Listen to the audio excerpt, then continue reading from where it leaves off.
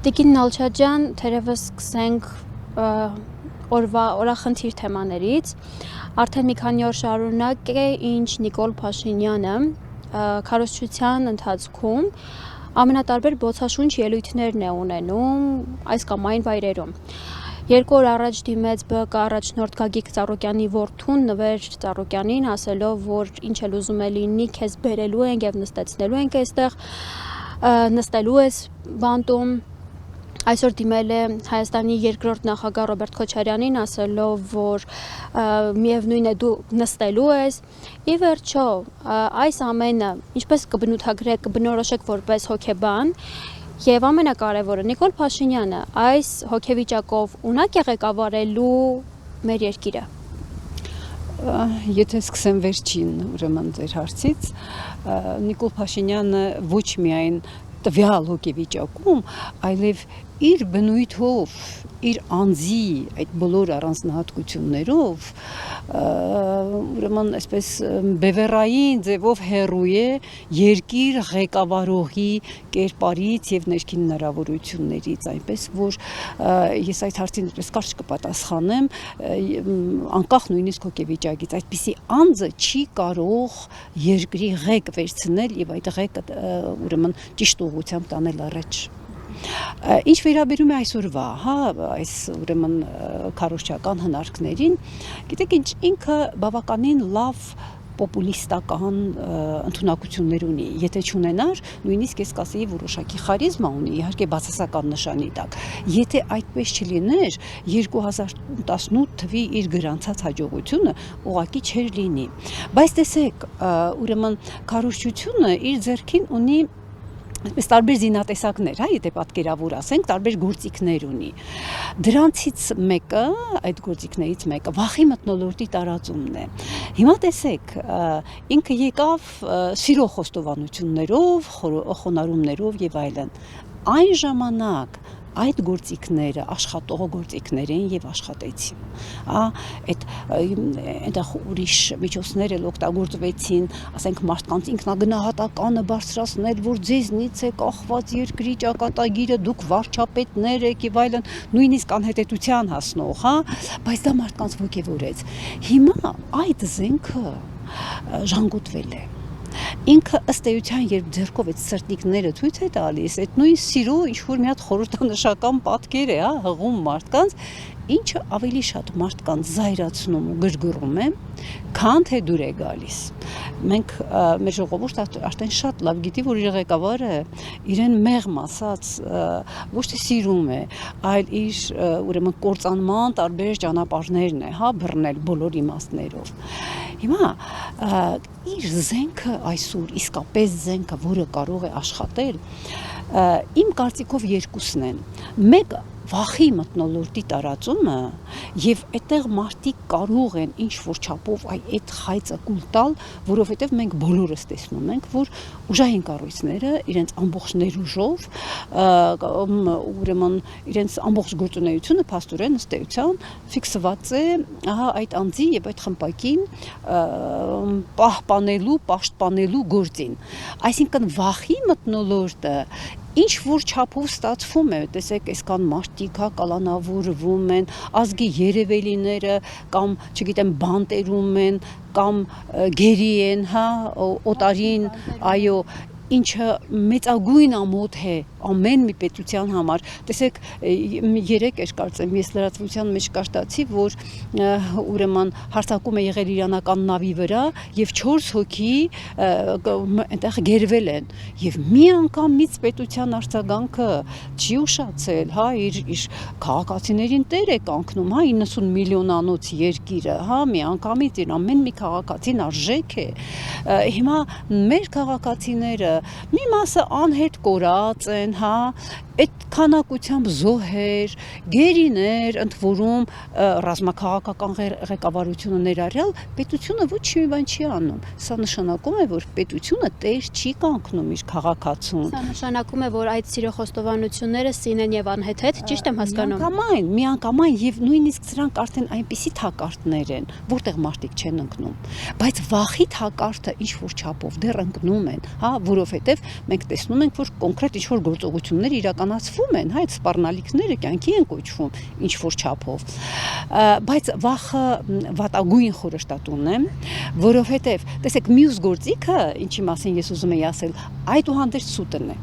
որովհետև այդ սև քարոզչության հիմնական գործիքներից մեկը սուտն ու ստախոսությունն է, իսկ ստի ծուղակը հեշտ է ընկնել, որովհետև նայած, եթե սուտը կարող է այնպիսի ձևերով ներկայացվել, որ ինքը կարող է մարդկանց հրապուրել, գրավել, հետո մինչև գլխի ես ընկնում, որ սուտ է, արդեն ուշ է լինում, արդեն դու ծուղակի մեջ ես, այստեղ ամենամեծ սուտը այս քարոզչության խաղաղությունն է, որը քաղցր սուտ է, մարդիկ ուզում են ցանկացած նորմալ մարդ խաղաղություն է ուզում եւ այստեղ մարդիկ կարող են ընկնել եւ ես նկատում եմ որ եթե նույնիսկ հասարակության մեջ ինչ որ կասկածներ կան սրանք մնան թե չմնան այդ խաղաղության խայծը ինչ որ չափով կուլ են տվել սակայն պետք է լինել իրատես պետք է մի հատ տեսնել ով է տալիս այդ խոստումը, չէ՞ որ կյանքում երբ ինչ որ մեկը քեզ խաբում է մի անգամ, դու երկրորդ անգամ գոնե խուսափում ես նրանից։ Գոնե քո մեջ ինքնապաշտպանություն է առաջանում, որպեսզի չհավատաս, քանի որ այս մարդը քեզ խաբել է մի անգամ։ Նույնը պետք է գործի նաև այսօր։ Եվ ես երբ նայում եմ այսօրվա հանրային տրամադրությունները, նույնիսկ այն թե ինչպես են իրեն ընդունում, իրեն եւ իր այսպես ուղեկիցներին ընդունում, սա շատ լուրջ ցուցիչներ կան, շատ լուրջ, որ մեր ժողովուրդը այսպես իր ընդհանրական կամքով արդեն իսկ մերժել է սրանց։ Արդեն իսկ իրենք մերժված են, այնպես որ եւ եւս մի հանգամանք, գիտեք ինչ, այսպիսի դեպքերում, այսպես քարացած արտահայտություններ, ստերեոտիպացված արտահայտություններ են նետվում հանրույթի շրջանակներ, որոնք նպաստում են քարոզչությանը, օրինակ դրանցից մեկն է շատերը շատ խելամիտ նույնիսկ այսպես մարդիկ ամեն ինչ հասկացող թե ինչ վիճակում ենք մենք գտնվում տեսեք այսպես մի տեսակ խեղճացած ասում են բայց մեկը իրանք անցնելու են մեկը այդ ադմինիստրատիվ ռեսուրսն է չգիտեմ սա է նա է մեկը իրանք անցնելու են իզուր է Սա շատ վտանգավոր ընկալում է, շատ վտանգավոր դիրքորոշում,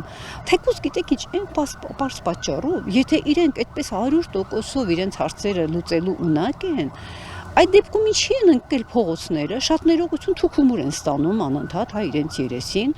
այսինքն ժողովրդին դեպի իրենց կողմ գրավել, իրենց անհրաժեշտ է,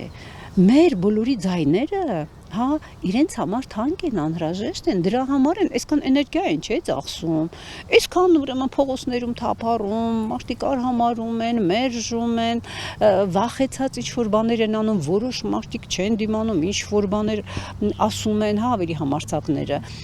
այնուամենայնիվ, ուրեմն մարդիկ պիտի հասկանան, որ այս փուլում միակ թերևս վերջին շանսն է մեր արժանապատվությունը եւ մեր գոյությունը առհասարակ այդ թվում նաեւ ֆիզիկական գոյությունը պահպանելու վերջին շանսն է պետք չէ ընկնել այդ քարոզչության այդ ծուղակի մեջ որ մեկը իրենք անցնելու են չէ մեկը իրենք չեն անցնելու Տիկին Նալչաջյան ի վերջո Հայաստանի Հանրապետության քաղաքացին այսօրվա դրությամբ ինչի կարիքն ունի այս էմոցիոնալ պորտկումների սիրո ջերմության ի վերջո ինչի կարիքն ունի ժողովուրդը հոգեբանորեն Գիտեք ժողովուրդը ինքան մի տեսակ սպառվել է եւ բարի բուն իմաստով արյուն ակամ է եղել Մոռանանք այդքան զոհեր վիրավորներ, հազարներ, հարյուրներ չենք ասում, հազարներ ենք ասում, դրանք ողբերգություններ են, բոլորը միասին եւ առանձին մեծագույն ողբերգություններ են, ժողովուրդը հոգնել է արհամարված լինելուց, ժողովուրդը հոգնել է խաբված լինելուց, ժողովուրդը հոգնել է դրսում, ուրիշների առաջ նվաստանալուց եւ այս պայմաններում ինչի կարիք ունի ժողովուրդը, գիտեք ինչ գուցե այսպես անպագորգոր թվա, բայց այդպես չի, կարիք ունի պարկեշտության եւ ազնվության, մենք դրան շատ ենք կարոտել, բացի դրանից կարիք ունի մեր ժողովուրդը նաեւ անվտանգ իրեն զգալու, սա շատ նորմալ մարդկային պահանջմունք է, զգալ քեզ անվտանգ երկրում, իսկ ցանկացած սթափ գնահատական տվող մարդը հասկանում է, որ մեր անվտանգությունը սկսեց այսպես ճոճվել, ջարդվել, փշրվել, իսկ թշնամին ավելի ամբարտավան դարձավ, այն պահից, երբ սրանք եկան իշխանության։ եւ այսօր սրանց ամենամեծ ուրեմն ինչ ասեմ թիկունքը իրենք երևի դրանով էլ իրենց ուժեղ են զգում, դրանք թուրքն ու ադրբեջանցին են, իսկ հայ ժողովրդի հիշողությունը բոլոր դեպքերում ես չեմ կարծում, որ մենք մանկուրտներ չենք, մենք հիշում ենք եւ հեռավոր անցյալը եւ շատ մոտիկ մեր ժամանակները, հա, վկա Արցախը, որ թուրքը հայի թշնամին է, պետք չէ ինքնախապեյությամբ զբաղվել, ընդ որում մեզ մոտ ասում են խաղաղություն, իսկ Ադրբեջանում ծլում եւ ծաղկում են լրիվ այլ տրամադրություններ, որ Հայաստանը Ադրբեջանն է ու վերջ, եւ շուտով եթե այսպես գնա եւ եթե Աստված մի արած սրանք վերականգնվելու հնարավորություն ունենան, մենք լսելու ենք այդ ուրեմն նախադասությունը նորից նույն ճղճղոցով, նույն ուրեմն այդ խապեյության ամբողջ այդ բանով պատված, որ Հայաստանը Ադրբեջանն է ու վերջ։ Ի վերջո ինչպես կուլ չգնալ այն խայծերին, որոնք հիմա հրամցվում են ժողովրդին այդ նույն խաղաղության կեղծ թեզերը, ինչու եմ ասում կեղծ, որովհետև տեսնում ենք թե ինչ է տեղի ունենում մեր երկրում, դեռևս շարունակում են օկուպացված մնալ Ադրբեջանի կողմից Հայաստանի Հանրապետության մի շարք տարածքներ, Ջերմուկում եւ այլն։ Ի վերջո ինչպես կուլ չգնալ այդ խայծին։ Ինչ խորհուրդ կտաք։ Հա։ Գիտեք ինչ, ես տեսնում եմ ժողովրդական տրամադրությունների շեշտակի փոփոխություն։ Ոչ միայն այս տարիների կտրվածքով, հա, ես չեմ համեմատում, ասենք, անցյալ տարվա հետ, նախանցյալ կամ ավելի վաղ։ Ես տեսնում եմ շեշտակի փոփոխություն արդեն նախընտրական տրամադրությունների մեջ։ Մեր ժողովուրդը, այսպես ասած, արթնանում է։ Մեր ժողովուրդը կարողանում է արդեն, հա, սևը սպիտակից, սուտը ճշմարտությունից, կեղծիկը այս ամբողջ կարողանում է տարբերակել եւ նույնիսկ իր վերաբերմունքում կոնկրետ այդ մարդկանց հետ շփումներում դա ըստ էության արտահայտվում է եւ ես լիահույս եմ, որ մեր ժողովուրդը արդեն այդ գիտակցության կառավարման վիճակից ինչը շատ բարդ բան է, գիտեք, այնպիսի բաներ են օգտագործվել ժողովրդի գիտակցությունը կառավարելու, հոգեբանական զոհի վերածելու, արդեն դուրս են գալիս, ողնաշարը շտկվում է եւ ինչքան նույնիսկ օրեցօր մենք կարող ենք տարբերությունը զգալ, պետք է չվախենալ, այսօր երևի այսպես ակտուալ ամենահրատապ որ կարելի է, հա, կոչը, որ կարելի է ուղղել մեր ժողովրդին, չվախենալու կոչն է։ Մի վախեցեք, որովհետև մենք տեսնում ենք թշնամին թուլացած է, թշնամին կարծես իր վերջին ճիգերն է օգտագործում, ես նկատի ունեմ ներքին թշնամուն,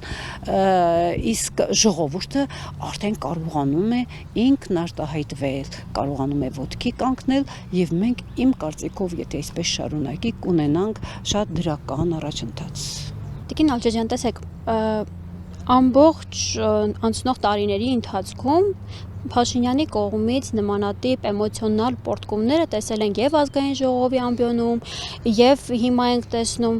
բայց հիմա կարծես խոսույթի մեջ ինչ որ փոփոխություն տեղի ունեցել։ Այդ վախի մթնոլորտն է ստեղծում։ Այ կբերենք, կփակենք բերթերում, գաղութներում եւ այլն։ Սա ինչ նպատակով է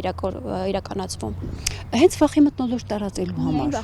Վախի մթնոլորտ տարածելու համար եւ գիտեք ինչ մարդկանց մի քիչ ավելի իջեցնելու համար, որովհետեւ այսպիսի մի բան կա, եթե քեզ հայոյում են, այդ մարդու մեջ առաջանում է ուրեմն ցանկություն պատասխան հայոյանք տալու։ Իրեն հենց իմ կարծիքով դա էլ պետք է,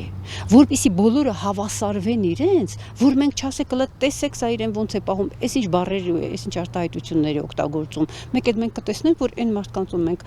հարգում էինք, հա, իրենց հետ հույսեր էինք կապում, իրենք էլ են կարծես թե նույն մակարդակի։ Չպետք է այս խայծը գուլ տա նաև ուրեմն ընտրարշավի մյուս մասնակիցները, մյուս ուժերը, որոնք ներգրավված են, եւ այդ պարկեշտ, սոլիդ պահվածքը, ազնիվ պահվածքին այսօր մեր ժողովուրդը կարոտ է։ Բացի դրանից, գիտեք, ինքը հասել է այդ ծայրահեղ պահվածքին, այդ ցածրության իմաստով,